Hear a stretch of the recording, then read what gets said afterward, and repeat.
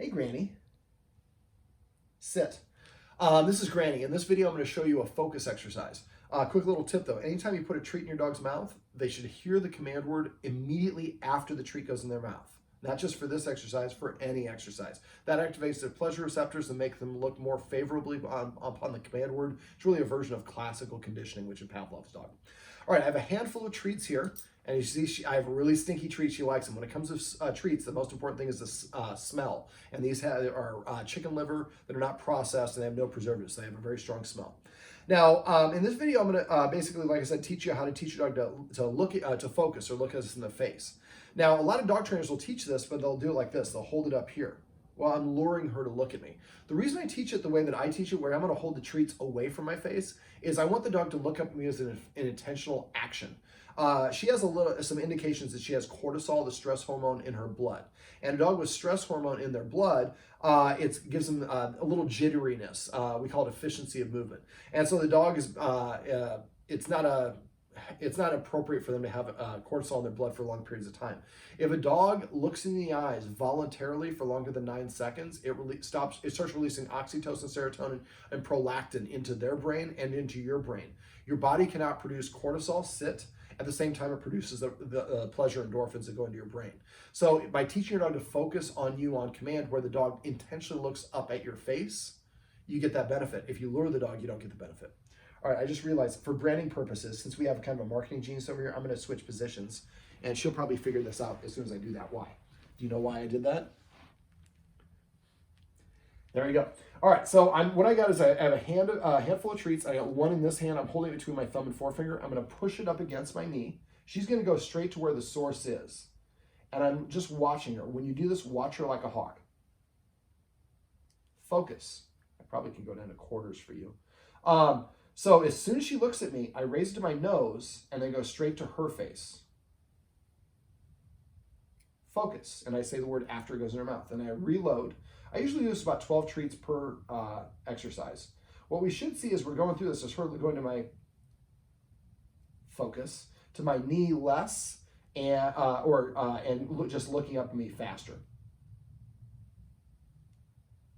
Focus.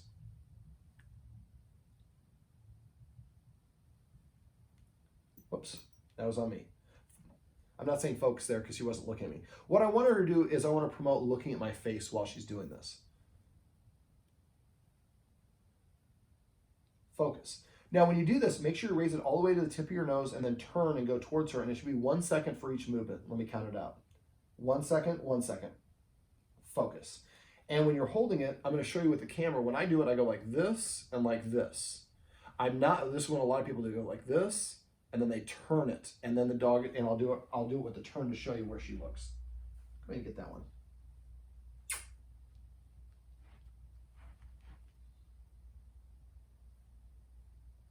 See how she's looking down? So when you do it, just keep your hand in the same position. Focus. Now, the first couple times you do this, make sure you're watching her like a hawk. If she looks up at you for 1 second and you miss it, it might take you 10 minutes before you get the next one. After a while, you can do it with distractions and be a little sloppy about it, but at first you want to have a really good form.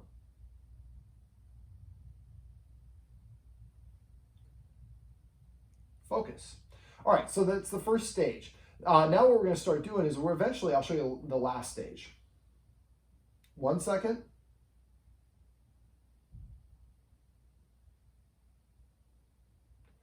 Now I moved it there faster. Focus. Because after I got to about 5, she started looking over here.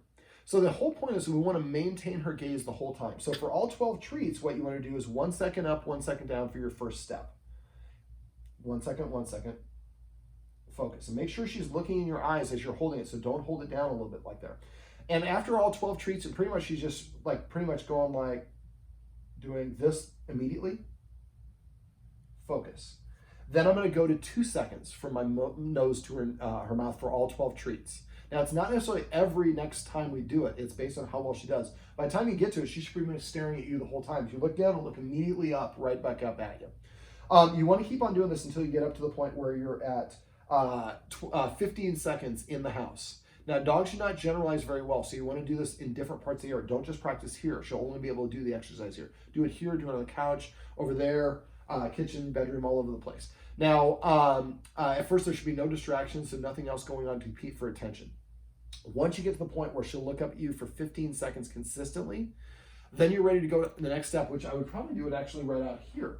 Now, when we go outside, there's more distractions.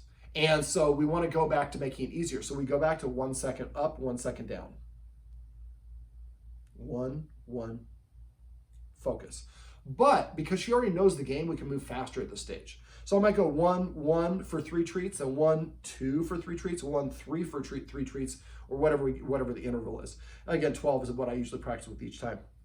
You want to get to the point where outside, within about 1 or 2 days, you can maintain a 15-second focus. But again, not where there's a lot of busyness outside.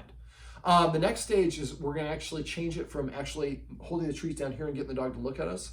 Now we're going to start using a verbal cue. And that's why we practice so much without distractions. So now when we're walking, let's say that Granny is walking on this side of me, like in this position. And I'm walking, there's nothing around, there's no reason for her to get distracted. Not on a busy street, we're in kind of a busy street here. And I'm just gonna say the word focus when I have my treats kind of here, or I could be holding them up here. And I say focus, she looks up at me, and I'm gonna go straight here. And I usually do it actually with this hand. So I say focus, she looks up, I go boom, boom, focus while we're walking. That's gonna be a little bit more challenging for this guardian to do it because she's a little bit shorter than most of the dogs I work with. One of the little tips that you might want to do is you have to get used to the handling, but those chuck it, the little thing that helps you chuck the ball, I actually use those, and instead of, normally I'd hold it like, this is how the chuck it is held. I would actually hold it like this where the chuck it's here, and I could put the treat here, so I could just go down and the chuck it's there and it puts it right in her nose. So, and in position, make sure you're not holding the treat here in front because you're gonna get her to go in front. When you're doing this, hold it with your seam of your pants or slightly behind your seam. So now when you're walking, now you're cueing it. Now when she looks at you, well, I guess eventually you'd use the chuck it. Right now you're gonna be doing this and crouching down. Because as soon as she looks at you, you go 1, 1 while you're walking, which would be a little challenging. You'll do a little duck walk. And eventually you're gonna work yourselves up, and again, you're going back to 1 to 1, but eventually you get to the point where you can say focus, and the dog looks up at you, and for 15 steps is running into stuff because she's not looking at anything else but you. So she likes to bark a lot. And the reason I went through this exercise is if she's barking at something, then you need to immediately increase the distance between her and what she's barking at, and then give her something else to do.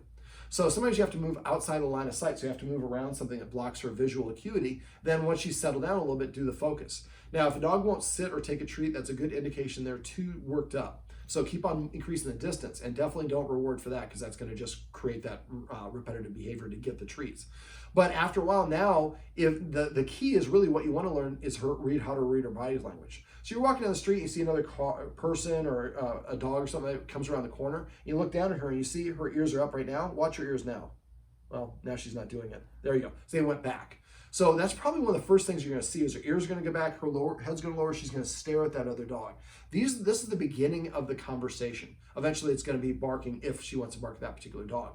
So if you recognize she's slowed down, she lowers her head and her ears went back, you say focus, she looks up at you, and you go down somebody's driveway and they sit on their stoop and do a couple focuses and let that other dog pass. If it's a dog you think she's going to be reactive to, you got her out of trouble before she needed to. So the focus not only helps with that sort of thing, I actually use it a lot if I'm training a dog, one of the dogs I'm training to be a service dog. We go to grocery stores and he's got to pay attention. So I say, if he's not paying attention, I say focus, the dog looks up at me, and then I give him the stay command.